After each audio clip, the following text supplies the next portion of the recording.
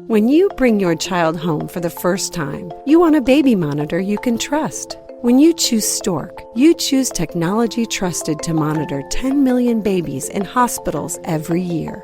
Stork continuously tracks your baby's pulse rate, oxygen saturation, and temperature. Visit MassimoStork.com to learn more. Stork, a revolutionary baby monitor, is born. Stork is not a medical device. Read and understand all product labeling. Massimo data on file. Moms and dads, I bet you can relate to this email. Kirk, my son is just like the kids you described in your podcast. He comes home feeling defeated after school, feeling like he isn't smart. But I got him Crunch Labs and he loves it. Building the new toy and watching Mark Rober makes him feel smart. And then he explains, talking a million miles a minute, like our kids do, all the cool science facts he's learned. It's like I get my real kid back when he's building his Crunch Labs toy. And that is exactly why I was so psyched when my niece first told me how her son loves Crunch Lab. Confession, this is the one sponsor I wanted more than any other because it's such a perfect fit for our kids. So go to crunchlabs.com/calm and you'll see why. Crunch Labs is a STEM monthly subscription build box for kids. Your kids get a really fun toy in the mail every month. And what kid doesn't love that? And then they put it together by watching a step-by-step video from former NASA engineer Mark Rober, where he teaches all the cool physics that make the toy work. Mark's passion is helping kids think like engineers. And this helps your kids develop resilience and problem-solving skills while having a ton of fun. Get your kids something they will actually love, use, and look forward to getting all throughout the coming year. Build your child's confidence now.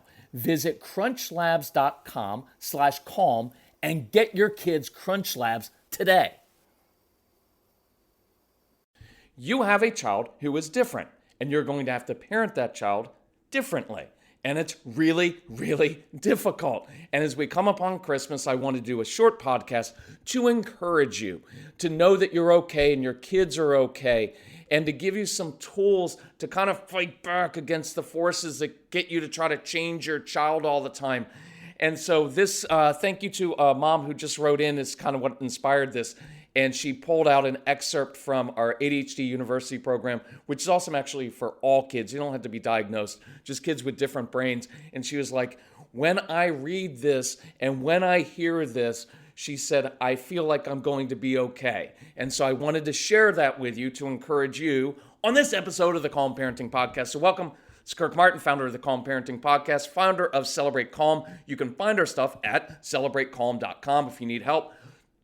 Email our strong-willed son, Casey. He gets it because he's like your kids and he understands how all of this works. So his email address is Casey, C-A-S-E-Y, at celebratecalm.com. Tell us about your family. We will answer you usually within a few hours because we love this. We work all the time. This is our passion, and we'll try to give you ideas and tips and perspective.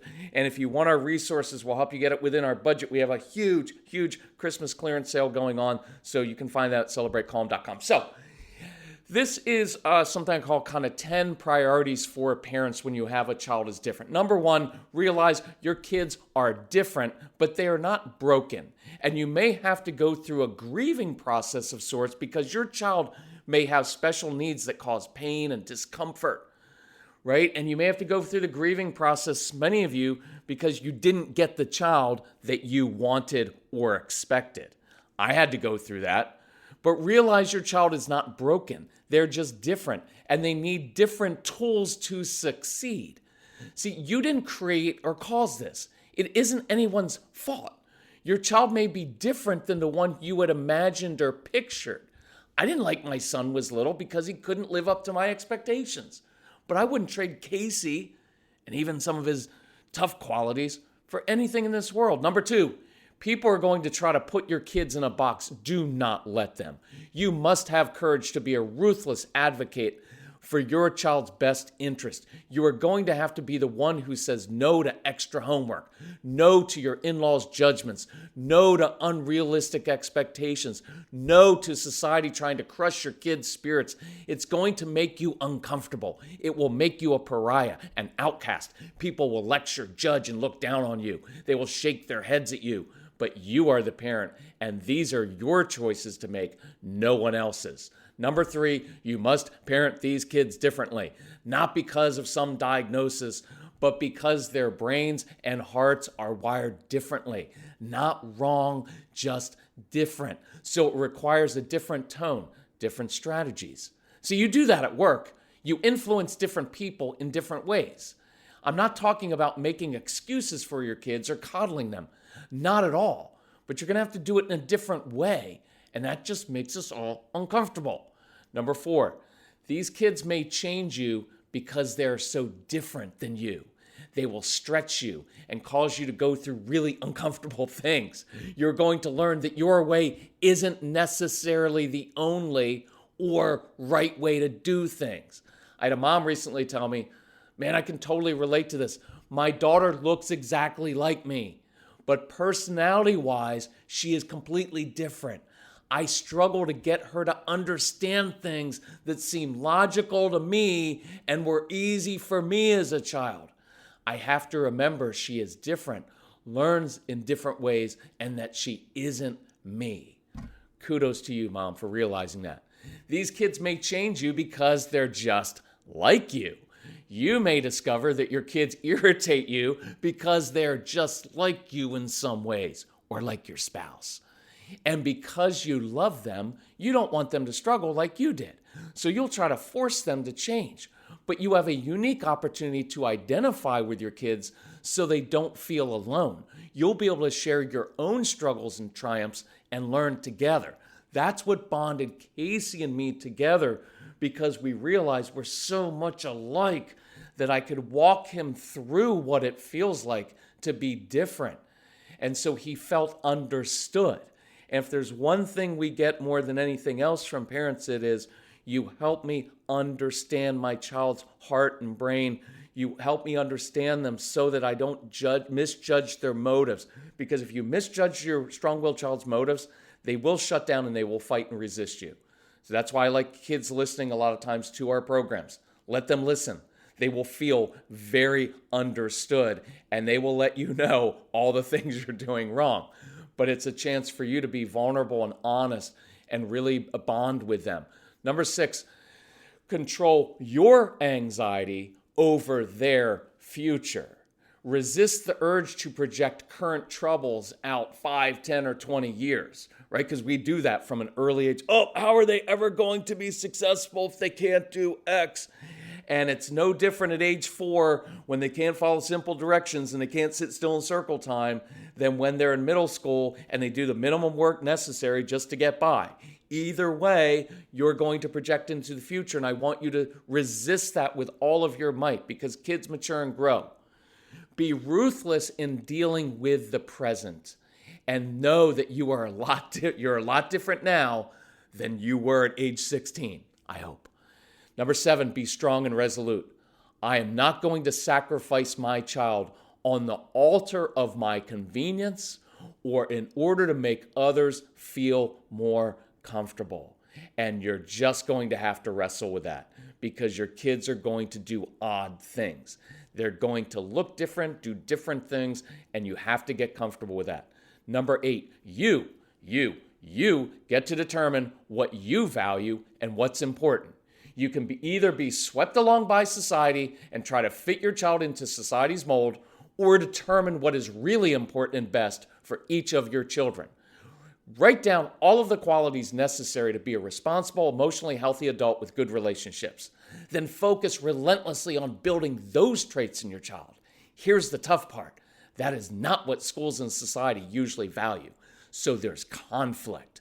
Who wins that? That's your choice. You just have to discern between what is important and what isn't. Impulse control is a must later on. Sitting still in circle time, not so much. You get to decide.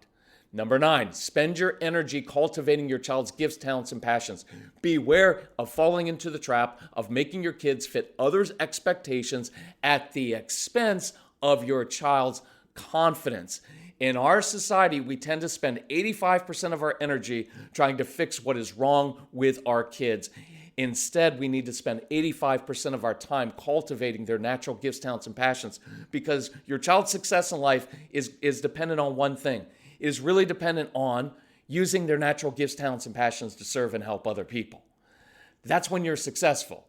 But we tend to focus on everything that's wrong all the time, right? So beware of falling into that trap, because that's when kids feel like they're being fixed, like something's wrong with them, and they will resist and shut down. See, this relentless focus on their negative, all the negatives, causes kids to shut down or become oppositional. Meanwhile, all of their gifts and passions that breed confidence begin to atrophy because we don't really value those. The hard part is their gifts and passions don't often get rewarded in school. So you're going to have to learn how to do that and cultivate those. So watch, this is really important questions.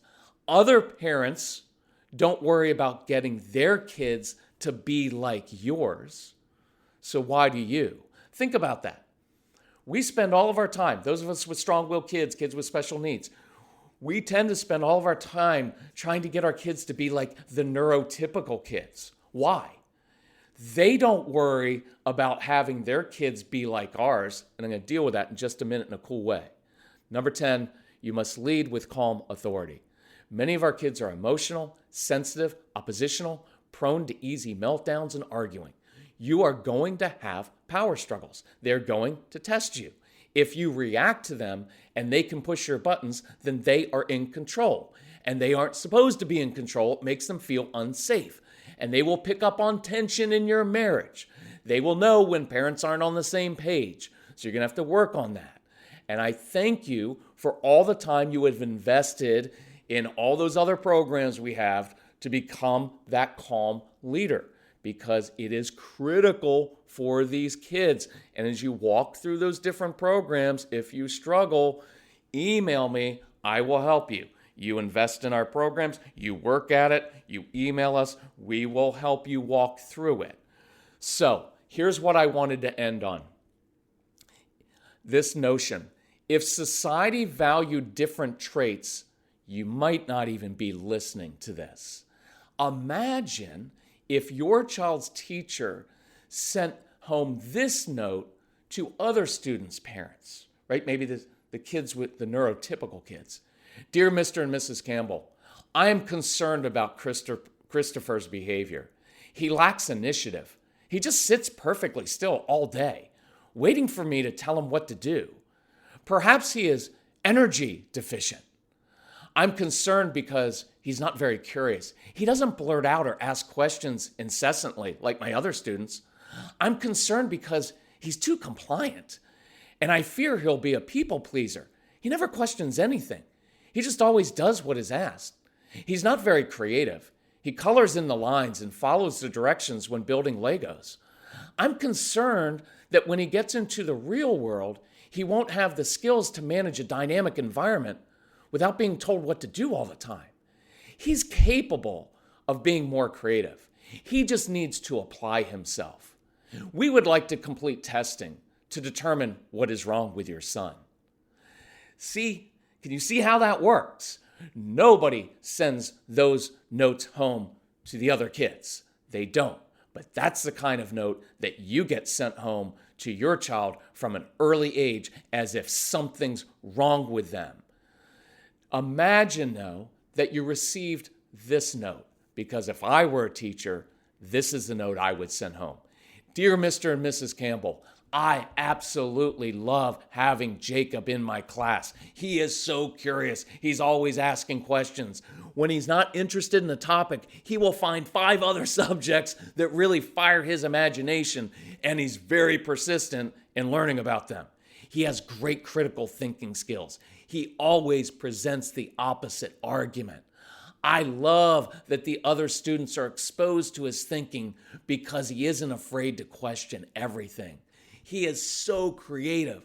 He's one of the few students who doesn't color within the lines. See, he has the confidence to draw from a different perspective than I ask.